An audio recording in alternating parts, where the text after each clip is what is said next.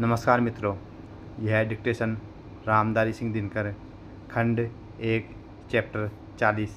5 second start.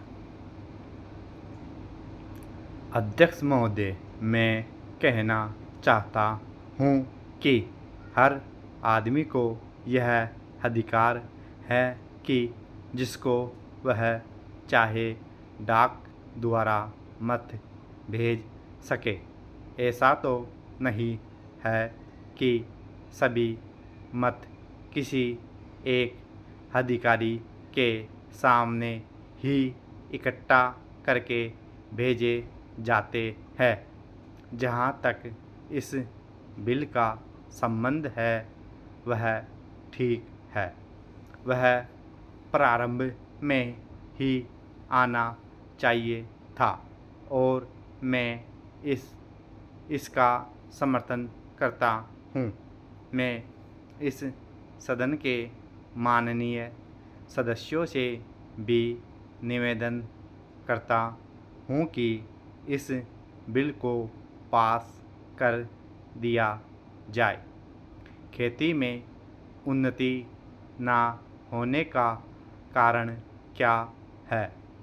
उसका एक कारण यह है कि खेती से संबंधित जितने विभाग हैं उनमें आपस में समन्वय नहीं है।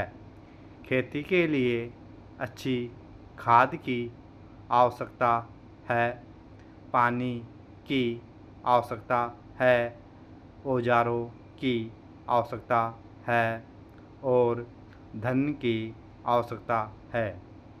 इन सारी चीज़ों के लिए अलग अलग विभाग है। मालूम ऐसा पड़ता है कि उनका आपस में कोई संबंध नहीं है। वे आपस में मिलकर कोई योजना नहीं बनाते जिससे खेती की आवश्यकताएं पूरी होती।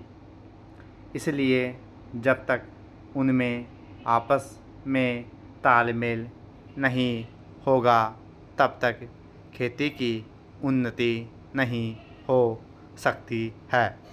दूसरा कारण यह है कि योजना की बिल्कुल कमी है। इसके अलावा कृषि कॉलेजों से जो निकले हुए जो स्नातक होते हैं, जो खेती की बातों को जानते हैं, उनमें से एक भी आदमी खेती करने के लिए तैयार नहीं है। सभी प्रोफेसर बनने के लिए तैयार है। खेती के लिए कोई भी तैयार नहीं है। एक बात मैं माननीय मंत्री जी से विशेष रूप से कहना चाहता हूँ। अधिक उपज ना होने का एक कारण यह है कि जो खेत में काम करते हैं वे उसके मालिक नहीं है।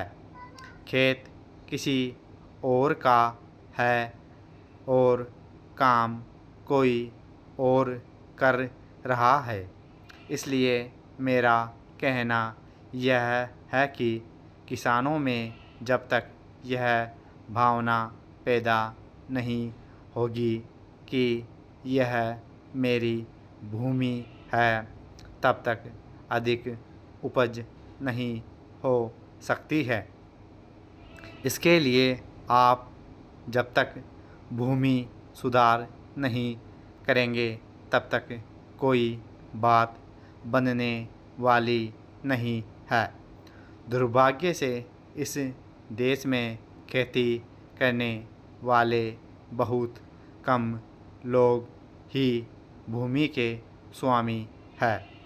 खेती की उन्नति के मूल आधार है पानी, खाद, बीज, धन, उपज का उचित दाम और भूमि सुधार।